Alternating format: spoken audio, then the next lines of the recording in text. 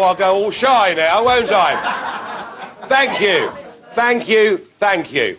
And I must say, isn't it great that we're actually doing politics properly? An open meeting, everybody invited, no preference for the leader or anybody else, real, good, old-fashioned politics, a proper hustings meeting, and, may I say, a credit to the chairman and the committee here in Thanet who've done the job properly.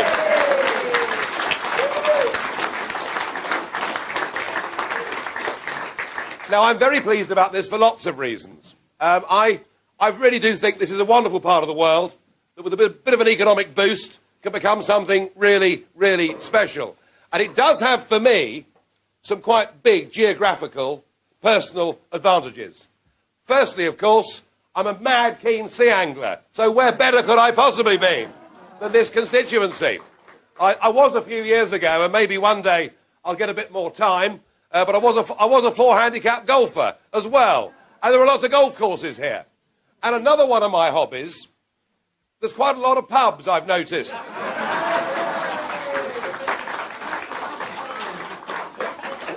So all in all, it sounds pretty good to me. We cannot, for one moment, afford to be complacent because we swept the board in 2013 and we swept the board here in 2014. We did, and that was magnificent. But don't think that the heavy artillery from the Conservative and Labour parties will not be fired on this constituency. They will. They will. They will try very, very hard. They do not want UKIP breaking through into Parliament, and they most certainly do not want me breaking through into Parliament.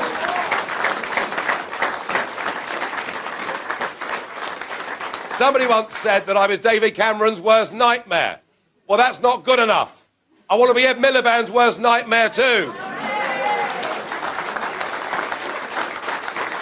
And we'll show the media and everybody else that this idea that UKIP voters are all ex-Tories is actually now baloney.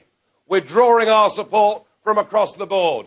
We had a former Lib Dem candidate on the platform tonight. We've torn chunks out of the old Labour vote in the Midlands and the North and in parts of Kent, such as this. But perhaps the most exciting job we've got to do is we've got to connect with that percentage of the population who have lost all hope, who've lost all faith, who've lost all belief that this political system can work for them and have stopped voting.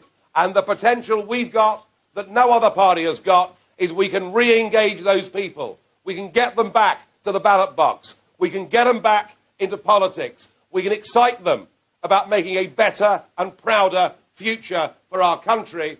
But we can only do that if we assemble here something even bigger and better than we did for the European elections earlier.